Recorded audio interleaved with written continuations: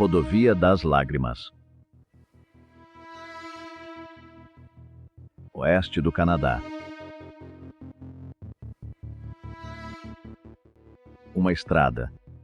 Centenas de quilômetros de floresta fechada. Montanhas cobertas por neblina. Temperaturas que podem ser fatais. E um silêncio tão profundo que, em alguns trechos, parece engolir qualquer sinal de vida. À primeira vista, é apenas uma rodovia no oeste do Canadá. Mas, por trás dessa paisagem impressionante, esconde-se uma das histórias mais sombrias da história criminal moderna. Ao longo de décadas, dezenas de mulheres e meninas desapareceram sem deixar rastros. Algumas jamais foram encontradas. Outras foram localizadas muito tempo depois.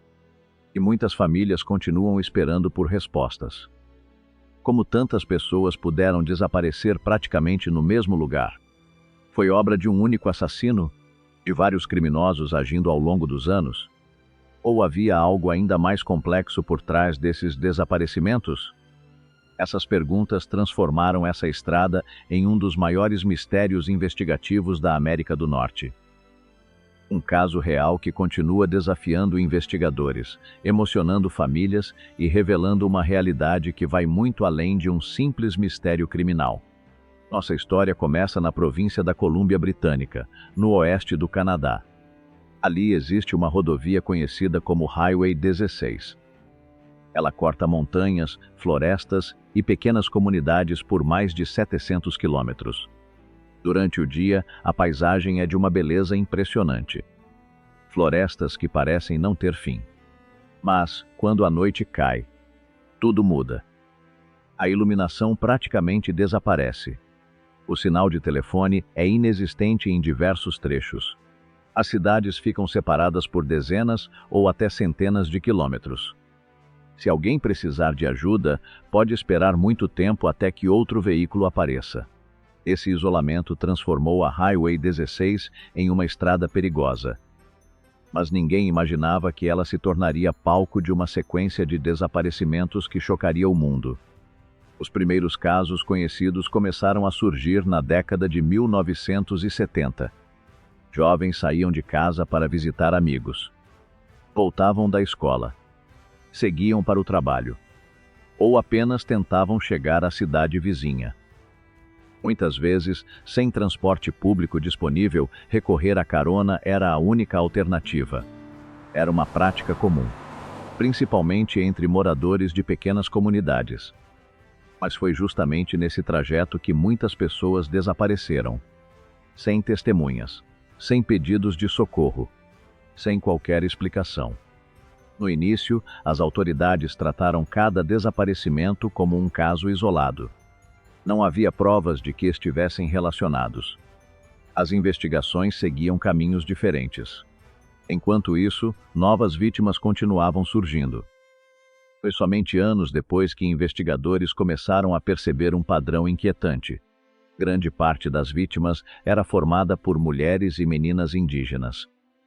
Muitas pertenciam às primeiras nações do Canadá e viviam em regiões afastadas, onde oportunidades de trabalho, estudo e transporte eram extremamente limitadas. Para elas, pedir carona fazia parte da rotina. Infelizmente, também aumentava sua vulnerabilidade. Conforme os casos aumentavam, o medo se espalhou entre as comunidades. Pais passaram a acompanhar suas filhas até os pontos de ônibus. Escolas começaram a emitir alertas. Famílias organizavam grupos de busca sempre que alguém desaparecia. Mesmo assim, os desaparecimentos continuavam. A estrada começou a ganhar um apelido que refletia a dor de centenas de pessoas. Rodovia das Lágrimas. Porque cada novo caso significava mais uma família vivendo entre a esperança e o sofrimento. Ao longo dos anos, dezenas de investigações foram abertas. Helicópteros sobrevoaram áreas de mata. Equipes percorreram rios. Cães farejadores vasculharam quilômetros de floresta.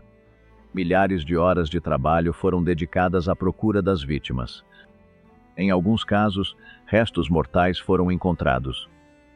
Em outros, nunca houve qualquer vestígio. Era como se algumas pessoas simplesmente desaparecessem da face da Terra. Com o passar das décadas, diversas teorias começaram a surgir. Alguns acreditavam que um assassino em série estivesse agindo na região. Outros defendiam que vários criminosos diferentes aproveitaram o isolamento da rodovia para cometer crimes semelhantes.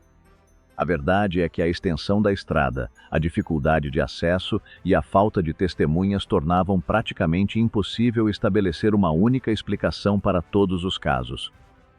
Em 2012, um importante relatório nacional voltou a chamar atenção para o problema dos desaparecimentos e assassinatos de mulheres indígenas no Canadá. O documento reforçou o que muitas famílias denunciavam havia anos. Essas comunidades enfrentavam vulnerabilidades históricas e diversos casos não haviam recebido a atenção necessária em seus estágios iniciais. A partir daí, aumentou a pressão para que as autoridades reabrissem investigações, revisassem evidências antigas e buscassem novas respostas. Com os avanços da tecnologia, exames de DNA passaram a oferecer novas possibilidades. Vestígios antes considerados insignificantes foram reanalisados.